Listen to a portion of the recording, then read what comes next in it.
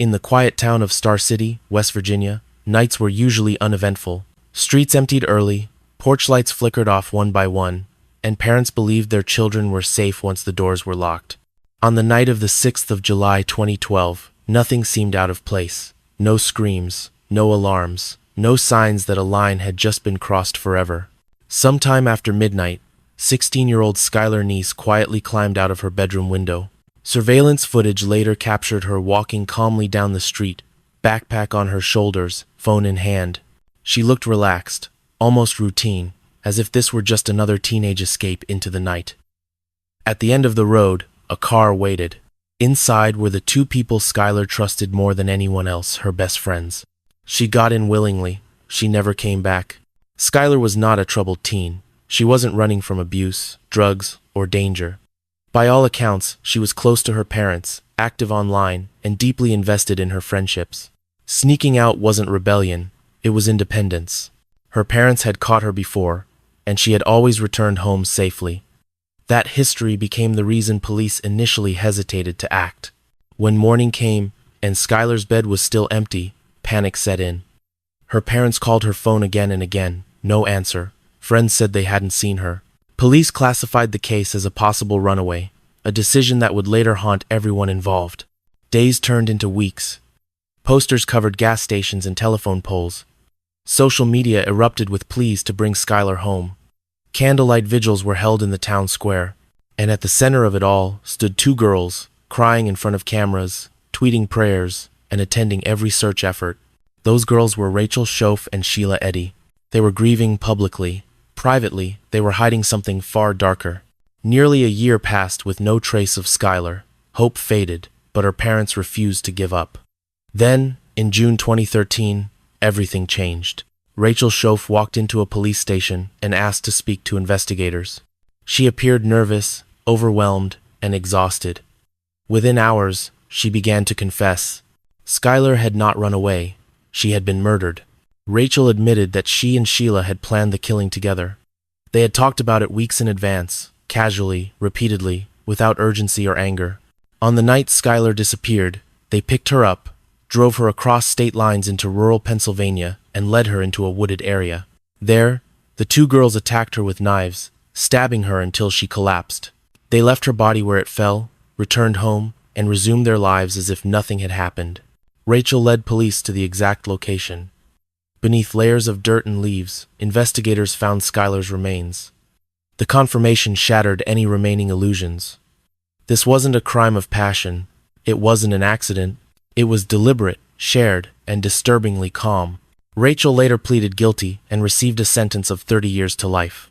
Sheila Eddy, who showed little remorse and remained defiant throughout the process, was sentenced to life in prison without the possibility of parole. For Skylar's parents, justice arrived hollow and incomplete. No sentence could undo the betrayal their daughter suffered.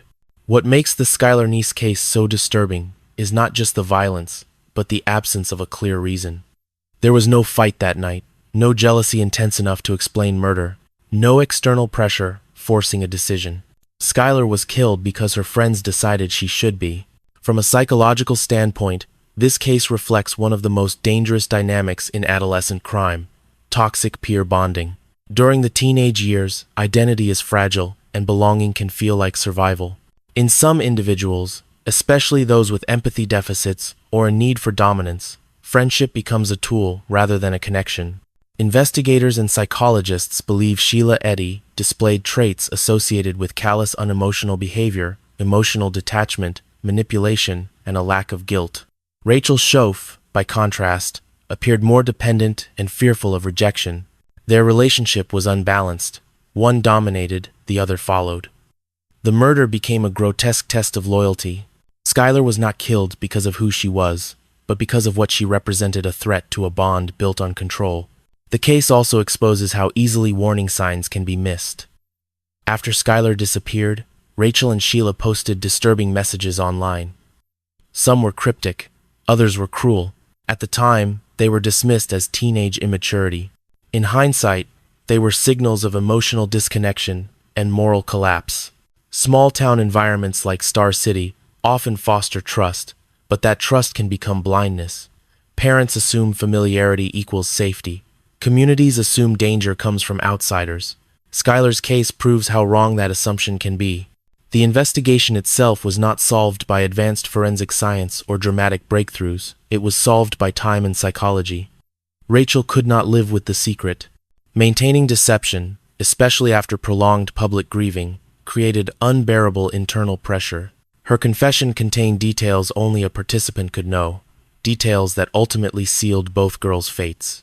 This is a recurring pattern in true crime. Many offenders are undone not by evidence, but by the human inability to carry guilt indefinitely. Skylar Neese trusted her friends with her life. That trust was used as a weapon against her. Her story stands as a warning that evil does not always look threatening. Sometimes it looks like friendship. Sometimes it rides in the back seat of a familiar car. And sometimes it smiles while the world searches for answers that are already too late. In many small towns across West Virginia, the sight of a fire truck racing down a dark road brings comfort. It means help is coming. It means someone trained, trusted, and brave is on the way to save lives. For years, Michael Burdett embodied that image. He was a volunteer firefighter, a husband, a father, and a man welcomed into homes during moments of crisis. No one imagined that the danger was already inside one of those homes. Michael Burdett lived a life that, on the surface, looked stable. He responded to emergency calls, trained alongside fellow firefighters, and was seen as a dependable member of his community. Firefighters occupy a unique moral position in society. They are symbols of self-sacrifice. That reputation would become the perfect shield. The first fire didn't raise immediate suspicion. House fires happen, especially in rural areas where older wiring, space heaters, and limited resources increase risk. But this fire was different. 2 young children inside the home did not survive. The tragedy was devastating, yet it was treated as exactly that, a terrible accident. Burdett was there. He always was. What investigators didn't know at the time was that the fire was not the cause of death. It was the cover. As months passed, inconsistencies began to surface. Medical examiners noticed injuries that didn't fully align with death by smoke inhalation or burns.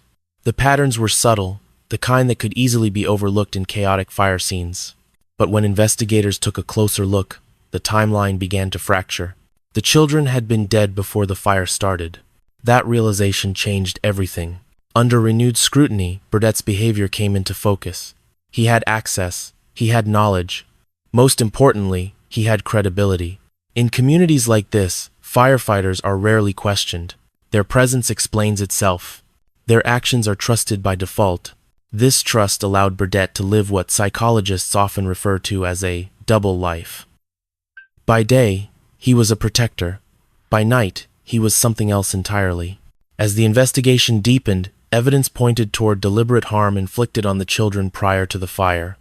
The blaze was staged not to rescue, but to erase. Fire destroys evidence efficiently. Heat distorts timelines. Smoke obscures cause of death. For someone trained in fire behavior, arson becomes a devastatingly effective disguise. When Burdett was arrested, the shock rippled through the community. Neighbors struggled to reconcile the man they knew with the crimes he was accused of. Fellow firefighters questioned their own instincts. Had they missed signs? Had they trusted too easily? Burdett ultimately pleaded guilty. He was sentenced to life in prison, removing him permanently from the society that once celebrated him as a hero. But the case left behind questions that went far beyond one man. From a psychological perspective, Michael Burdett represents one of the most disturbing offender profiles, the authority figure offender. These individuals derive not only access, but identity from their roles. The uniform is not just clothing, it is protection, power, and validation. In Burdett's case, the role of firefighter provided 3 critical advantages. First, unquestioned trust. Second, legitimate presence at crime scenes. Third, technical knowledge of how fires behave and what they destroy. This combination made detection difficult and delayed accountability. Why did he do it? While no explanation can justify the act, patterns in similar cases suggest a convergence of control, secrecy, and emotional compartmentalization. Burdett did not act impulsively. He acted methodically. The fire was not rage, it was planning. This is where the educational value of the case becomes crucial. Society often assumes that danger announces itself through obvious deviance, but some of the most harmful individuals thrive precisely because they appear safe. They operate within systems designed to trust them. The investigation also exposes structural blind spots.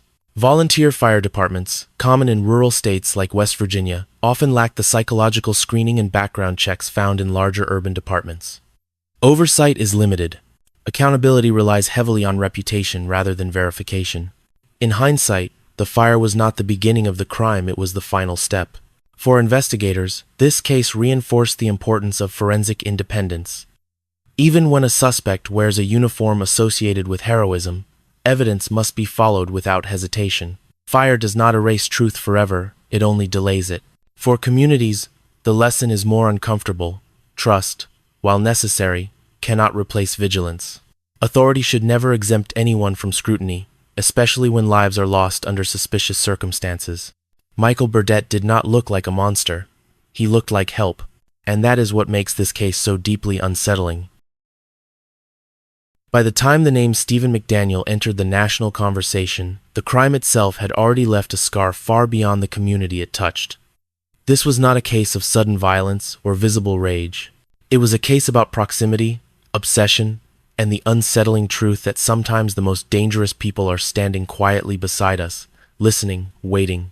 Stephen McDaniel was a law student, soft-spoken, unremarkable, and forgettable by design. He lived near Lauren Giddings, a bright and ambitious young woman preparing for the bar exam. Their lives overlapped in ordinary ways: shared spaces, passing conversations, the unspoken familiarity of neighbors who recognize each other without truly knowing one another. When Lauren suddenly stopped answering messages, concern grew quickly.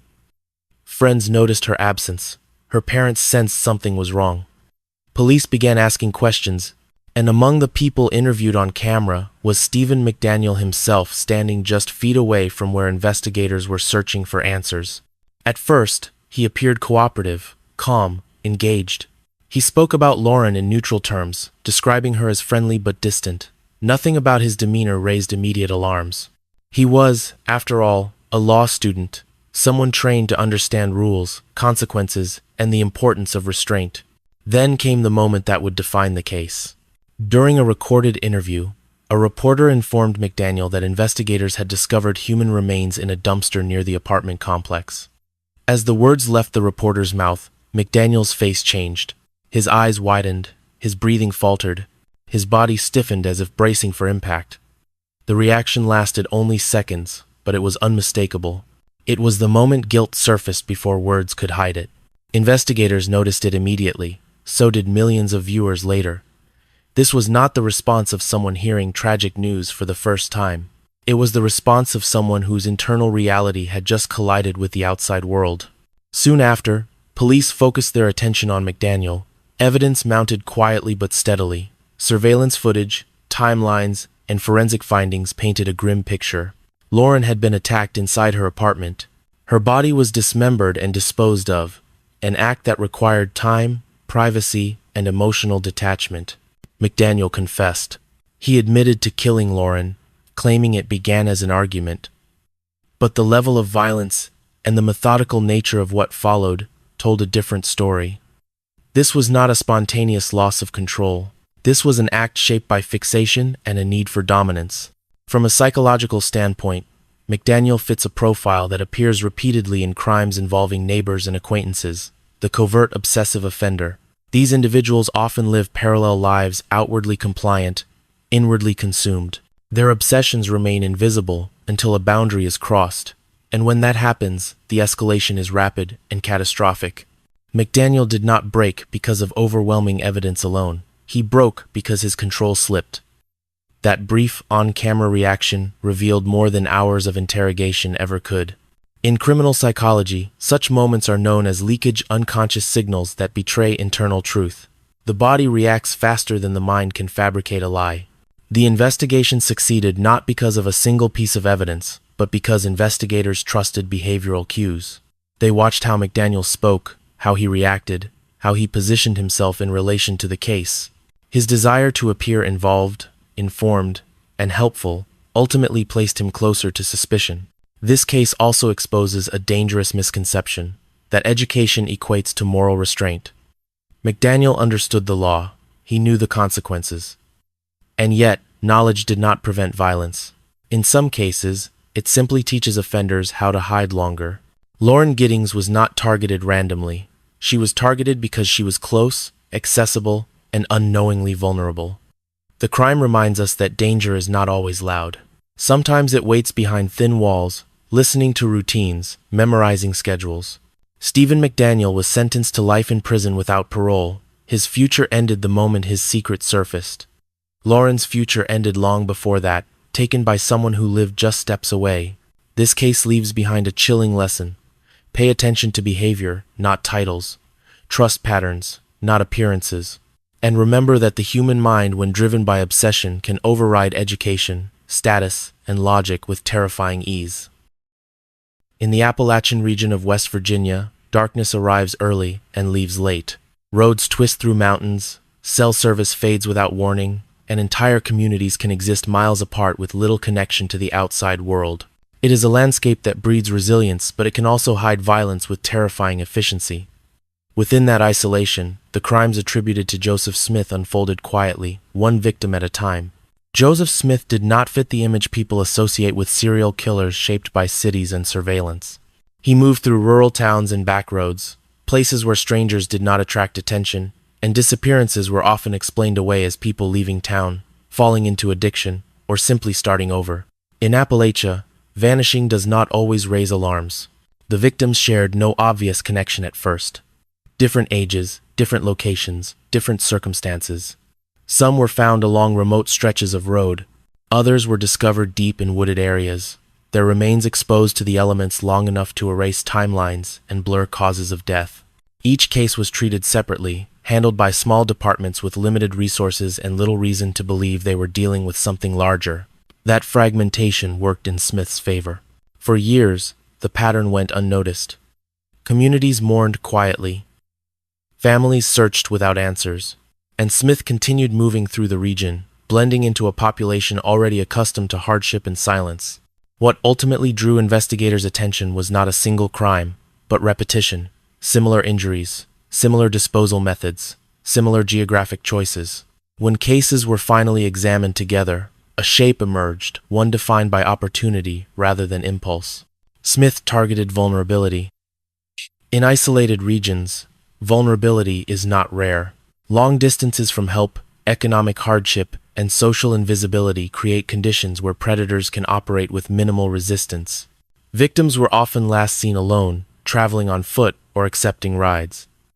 In places where neighbors mind their own business and trust is extended easily, those moments pass without scrutiny. From an investigative standpoint, this case illustrates one of the greatest challenges in rural crime detection: connection. Serial offenses thrive where communication between jurisdictions is slow and data is siloed. Each department sees only a fragment. The killer sees the whole map. When Smith was finally identified, it was through cumulative behavioral analysis rather than dramatic forensic breakthroughs. His movements intersected too many crime scenes. Witnesses placed him in areas where he had no clear reason to be. Small inconsistencies in his statements, places he claimed to be versus places he was seen, began to form pressure points. Once arrested, the scope of his crimes became clearer and more disturbing. The murders were not acts of rage. They were controlled, repetitive, and stripped of emotion. This is a defining trait of serial offenders who operate in low-risk environments. The absence of immediate consequence reinforces behavior. Each successful evasion strengthens the belief that they are untouchable. Psychologically, Joseph Smith represents the opportunistic predator. He did not seek notoriety or chaos, he sought ease. Appalachia provided it. The terrain concealed evidence. The distance delayed discovery. And the social structure where people often fall through cracks allowed him to operate below the radar. This case forces a hard educational truth into focus. Geography matters. Crime does not exist in a vacuum. Certain environments unintentionally protect offenders by making detection difficult and victim advocacy weaker. In rural regions, prevention depends not only on policing, but on community awareness and interagency cooperation. Smith was eventually convicted, but the damage extended far beyond his sentence. Families were left with years of unanswered questions. Some victims were identified only after his arrest. Others remained defined more by how they died than who they were. What makes this case especially haunting is how ordinary it felt while it was happening. No headlines, no manhunts, just silence punctuated by loss. Joseph Smith did not terrorize West Virginia loudly. He moved through it patiently. And by the time his presence was fully understood, the mountains had already kept too many secrets. In the rolling hills of West Virginia, where winding roads disappear into forests and neighbors can live miles apart, disappearances do not always begin with alarms. Sometimes they begin with silence. That was the case when Shauna Elizabeth Young, a mother and member of a tight-knit rural community, vanished without warning. Shauna was not someone who drifted away from responsibility. She was a mother with daily routines, obligations, and people who depended on her.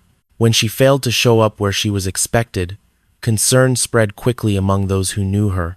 Calls went unanswered. Messages were never read. Her absence felt wrong in a way that could not be explained by coincidence. At first, there were no obvious signs of violence. No abandoned vehicle, no distress calls, no confirmed sightings placing her in danger. In rural Appalachia, that lack of evidence can paralyze an investigation. When there is nothing concrete to follow, time becomes the enemy. Search efforts were launched across wooded areas and back roads. Volunteers walked through dense brush. Law enforcement combed locations Shauna was known to frequent. Each passing day made the task harder. Weather erased footprints. Wildlife disturbed potential clues. The landscape itself seemed to absorb her disappearance. As weeks turned into months, theories began to circulate. Had she chosen to leave? Had she encountered foul play? Or had she simply vanished into terrain that rarely gives answers back? In communities like this, speculation can quietly replace evidence, and cases begin to drift toward obscurity. From an investigative perspective, Shauna's case highlights a harsh reality. Missing adults often receive less urgency than missing children, especially when there is no immediate proof of a crime. Without a clear suspect or a defined crime scene, resources thin out. Leads grow cold, public attention fades. Yet the circumstances did not align with voluntary disappearance. Shauna left behind responsibilities she was deeply attached to. There was no history suggesting she planned to start over. Those closest to her described her disappearance as completely out of character. This gap between who Shauna was and what happened to her is where the case becomes most unsettling. In rural regions, disappearances are uniquely difficult to solve because isolation works against visibility. A person can be seen by no one for hours. Cell service drops unpredictably. Surveillance cameras are rare. A single wrong turn can place someone beyond reach in minutes. Psychologically, cases like Shauna's force investigators to confront uncertainty. Unlike murder cases, there is no clear narrative arc. There is no body to confirm a crime, no final moment to reconstruct. Families are left suspended between hope and grief, unable to move forward or let go. This limbo is one of the most damaging aspects of disappearance cases. The absence of answers becomes its own form of trauma. From an educational standpoint, Shauna's disappearance exposes systemic weaknesses. Early classification matters. When missing adults are not treated with urgency, crucial time is lost. Community reporting matters. Small observations, unfamiliar vehicles, unusual sounds, deviations from routine can be the difference between recovery and permanent loss. It also raises a difficult question. How many people vanish in places like Appalachia without ever becoming headlines? Shauna Elizabeth Young did not disappear because she was invisible. She became invisible because the environment allowed it. Her case remains a reminder that silence is not evidence of safety, and that in some landscapes, absence itself can be the greatest clue. For her family, every unanswered phone call is still a question waiting for resolution. For investigators, the case stands as a lesson in how easily people can be lost when geography, time, and limited resources converge. And for everyone else, Shauna's story is a warning. Not all tragedies announce themselves with violence. Some arrive quietly, and if we are not listening closely, they disappear before we understand what we have lost. In the remote corners of West Virginia, faith and isolation often intertwine. For many, belief is a source of strength. For others, it becomes a doorway to control. That line was crossed in a case tied to Travis Forbes, where devotion was weaponized and obedience turned fatal. Travis Forbes did not present himself as a criminal. He presented himself as a guide. To those around him, he spoke with certainty, offering answers to fear, loss, and uncertainty, things that thrive in isolated communities. He gathered people who were searching for meaning and slowly reshaped their world, narrowing it until only his voice mattered. What began as shared belief evolved into submission. Forbes positioned himself as the interpreter of truth, framing doubt as betrayal and obedience as salvation. Over time, those under his influence withdrew from friends and family. Outside opinions were labeled dangerous. Authority shifted from institutions and loved ones to one man. The killing that followed did not erupt from chaos. It emerged from conditioning. By the time violence occurred, the victim was no longer seen as a person within the group's internal logic. They were seen as an obstacle, a test, or a sacrifice required to preserve the belief system Forbes had constructed. This is a common endpoint in cult-driven crimes. Once morality is outsourced to a leader, individual conscience dissolves. When authorities began investigating, they encountered silence, not just fear, but ideological resistance. Witnesses struggled to separate belief from fact. Some repeated Forbes' words verbatim, unable or unwilling to question them. This delayed the investigation and obscured timelines, allowing responsibility to blur. The breakthrough came not from confrontation, but from fracture. As pressure mounted, inconsistencies appeared. A follower broke ranks. A detail didn't align. Once the illusion of absolute authority cracked, the structure collapsed quickly. Without constant reinforcement, belief systems built on control cannot sustain themselves. From a psychological standpoint, Forbes's power rested on three pillars: isolation, certainty, and fear. Isolation limited alternative viewpoints. Certainty removed ambiguity. Fear enforced compliance.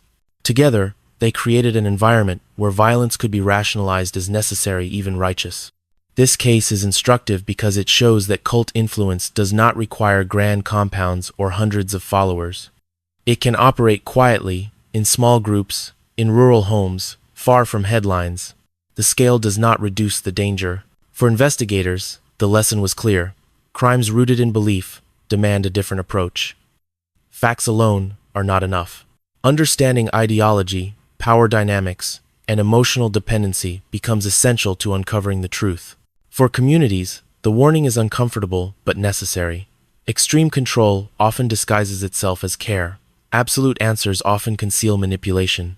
And when one voice is elevated above all others, harm is rarely far behind. The tragedy connected to Travis Forbes was not only the loss of life, but the realization that belief, when stripped of accountability, can become lethal. In places where isolation already limits perspective, vigilance becomes a responsibility shared by everyone. What remains after such cases is not just grief, but a lingering question. How many others are standing at the edge of similar influence, mistaking control for purpose? In the mountains of West Virginia, distance is deceptive. A place that looks close on a map can take hours to reach on foot. Trails vanish without warning, roads curve into nothing, and weather can turn in minutes. It was within this unforgiving landscape that Michael Mercer disappeared, leaving behind a silence that has never been fully explained. Michael Mercer was not reckless, and he wasn't inexperienced. He knew the region well enough to understand its beauty and its danger. When he failed to return as expected, concern began as a quiet unease rather than panic. Phones went unanswered. Check-ins never came. At first, people assumed delays, bad reception, a missed turn, a night spent somewhere unexpected. In Appalachia, those explanations often hold. But hours became days, and days became something heavier. Search teams moved into the mountains, tracing likely paths and scanning ravines where a single misstep could be fatal. Helicopters swept overhead when weather allowed. Volunteers walked lines through dense forest, eyes trained on the ground for anything out of place. What they found was almost nothing: no confirmed belongings, no clear trail, no definitive sign of what had gone wrong. That absence became the case's defining feature. Unlike murders, disappearances offer no narrative anchor. There is no final moment to reconstruct, no certainty to organize around. For investigators, Michael Mercer's case quickly became a study in probabilities rather than facts. Had he suffered an accident? Had exposure taken its toll? Or had something else intervened, unseen and undocumented. The mountains complicate every answer. Steep terrain accelerates injury. Cold settles fast after sunset. Dense canopy blocks satellite signals. Even experienced hikers can become disoriented when familiar landmarks are obscured by fog or snow. In such conditions, survival psychology plays a critical role. Panic narrows attention. Small mistakes compound. Decisions that seem reasonable in the moment can prove fatal within hours. Yet what makes Michael's disappearance especially unsettling is how completely the landscape swallowed him. In many cases, nature eventually returned something, a piece of clothing, a backpack, a trace that points toward resolution. Here, the mountains kept their silence. From an investigative perspective, this case highlights the limits of modern search and rescue. Technology extends reach, but it does not replace immediacy. Time remains the most decisive factor, and when initial assumptions delay escalation, opportunities vanish quickly. In rural regions, response times are longer, resources thinner, and terrain less forgiving. There is also a human tendency at play. Familiarity breeds underestimation. People who live near or frequently visit mountainous areas often normalize risk. What feels routine can become dangerous when conditions change. The line between confidence and complacency is thin, and the mountains exploit it mercilessly. For Michael Mercer's family, the absence of answers has been its own kind of sentence. Without confirmation of death, grief cannot settle. Hope cannot fully release. Every report of remains found elsewhere reopens the wound. This is the quiet cruelty of disappearance cases. They do not end. They linger. Educationally, this case underscores the importance of preparation, communication, and rapid response. Simple measures, clear itineraries, emergency beacons, earlier alerts can mean the difference between recovery and permanent loss. It also reminds communities that when someone fails to return, hesitation can be deadly. Michael Mercer did not leave behind a crime scene. He left behind questions. And in the Appalachian Mountains, questions can echo for years without answers. The mountains endure. People do not always get that luxury. In West Virginia, some crimes don't explode into headlines. They fade. They sit quietly in filing cabinets, reduced to case numbers and brief descriptions that grow thinner with time. That was the fate of Patricia Mann, a woman whose disappearance and death went largely unnoticed for years, not because it lacked tragedy, but because it lacked urgency. Patricia Mann lived a life that did not attract attention. She wasn't famous, wealthy, or surrounded by people with influence. She moved through her days without spectacle, the kind of person communities often overlook until something goes wrong. When she disappeared, there was no immediate alarm that reached beyond those closest to her. No rapid mobilization, no sustained media pressure. At first, there was confusion rather than fear.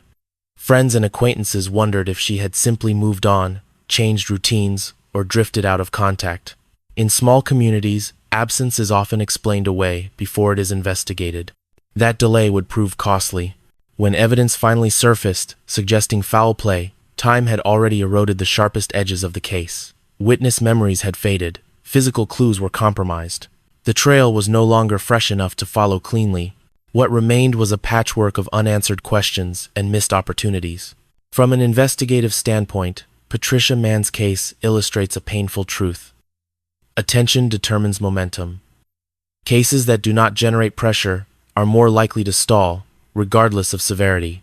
Without sustained advocacy, resources shift elsewhere. Detectives are reassigned. Files grow cold. Psychologically, this phenomenon reflects a form of societal bias. Victims who lack visibility are unconsciously deprioritized. Their stories do not demand urgency in the same way. Over time, that indifference becomes structural, embedded in how cases are handled and remembered. When Patricia's death was eventually acknowledged as a crime, the sense of injustice deepened. The question was no longer just who was responsible, but whether the outcome might have been different if action had come sooner. Earlier interviews, faster searches, more aggressive follow-up. Each delay narrowed the path to answers. For families, this kind of case inflicts a unique pain. It is not only the loss of a loved one, but the realization that their absence did not matter enough to stop the world, even briefly. That knowledge lingers long after official investigations slow down. Educationally, Patricia Mann's case serves as a warning about how easily victims can be forgotten when systems rely on visibility rather than vulnerability. Justice should not depend on how loudly a story is told, yet, in practice, it often does. Cold cases are not unsolved because they are impossible. Many remain unresolved because they were allowed to cool too soon. Momentum was lost. Threads were never pulled. Silence replaced pursuit. Patricia Mann was not forgotten because her life lacked value. She was forgotten because attention moved on. Her case stands as a reminder that some of the most disturbing crimes are not the ones we see everywhere, but the ones we barely see at all. And somewhere in West Virginia, her name still sits on a file waiting for a moment when someone decides that forgotten does not have to mean unresolved. Night settles heavily on the highways of West Virginia. Once the sun disappears behind the mountains, long stretches of road are left with nothing but darkness, engine noise, and the quiet assumption that getting from one place to another is a routine act. It was along one of these roads that a completely ordinary journey ended in sudden, meaningless violence in a case tied to James Anderson. There was no relationship between the killer and the victim, no shared history, no argument that escalated out of control. The two crossed paths by chance, separated by minutes and a few miles of asphalt. That randomness is what makes this case so disturbing. The victim did nothing to provoke the encounter. Being in the wrong place at the wrong time was enough. Investigators would later describe the killing as an execution swift, deliberate, and without hesitation. The encounter unfolded quickly, leaving little opportunity for escape or defense. When it was over, Anderson drove away, leaving behind a scene that baffled both law enforcement and the community. There was no robbery, no clear motive, just a life ended on the side of the road. Cases like this immediately trigger fear because they defy logic. Most violent crimes follow some form of pattern: emotion, money, revenge, familiarity. This one didn't. That absence of motive became the defining challenge for investigators.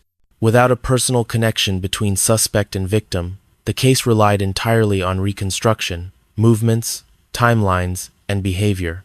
Police began piecing together Anderson's actions before and after the killing: where he traveled, how long he stayed, what he said when questioned. His statements shifted subtly, small inconsistencies appearing where there should have been clarity. Those gaps mattered. In crimes of random violence, behavior often tells the story that motive cannot. From a psychological perspective, roadside killings often involve what experts describe as situational violence. The offender does not seek a specific person. They seize an opportunity when internal pressure, emotional instability, or a desire for control intersects with anonymity. A highway offers exactly that: distance, darkness, and the illusion of escape. In these moments, the victim becomes interchangeable.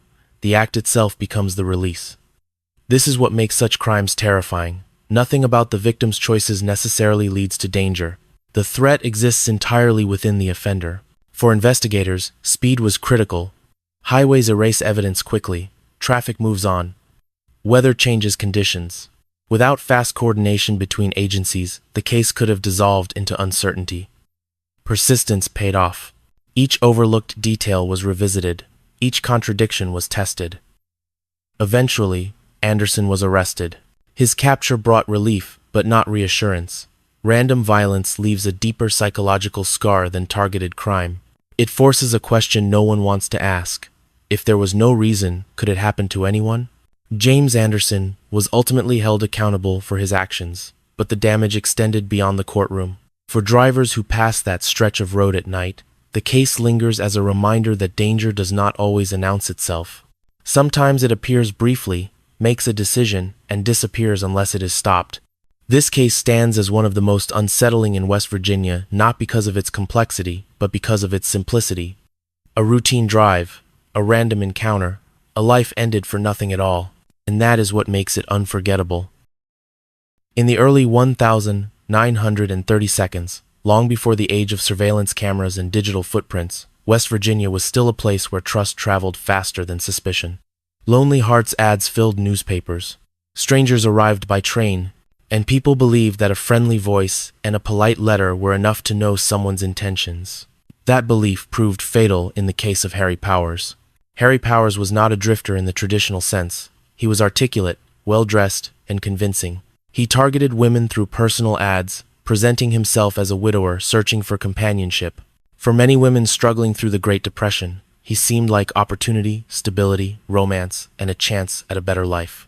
What they didn't know was that Powers was systematically luring victims to a property in Quiet Dell, West Virginia, where their trust would be used against them.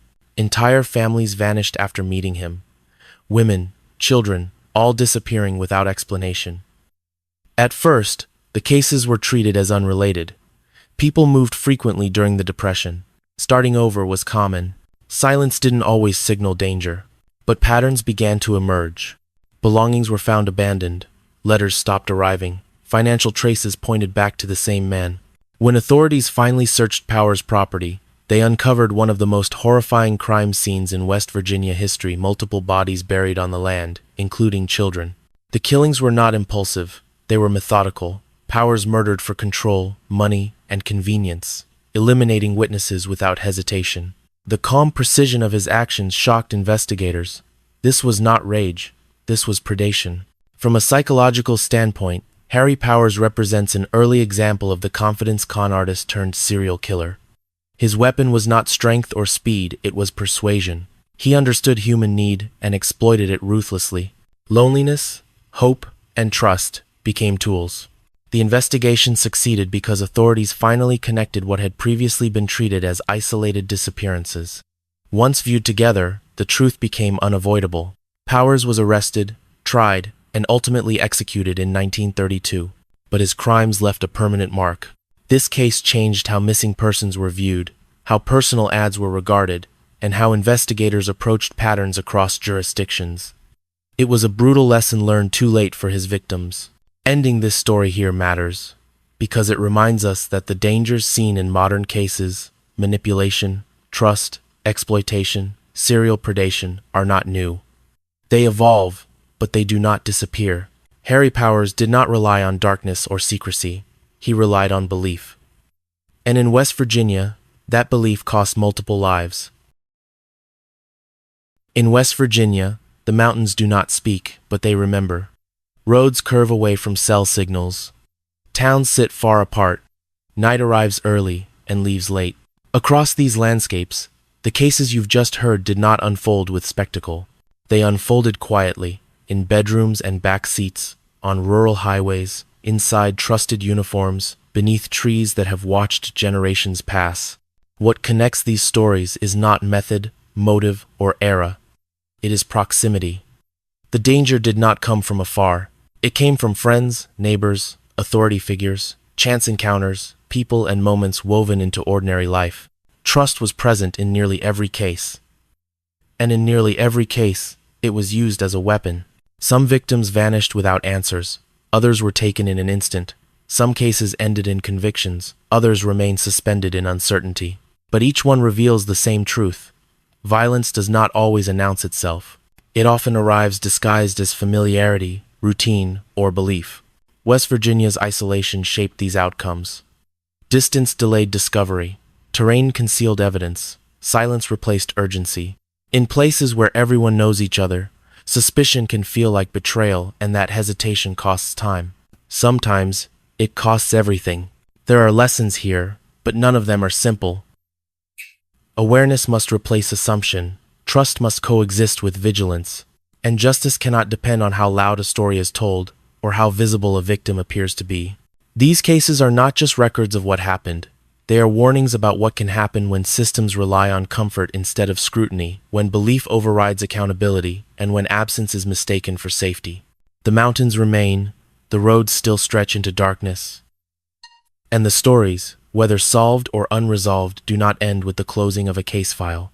They linger, asking the same quiet question long after the lights go out. How close can ordinary life come to tragedy before anyone notices? In West Virginia, the answer has been written too many times.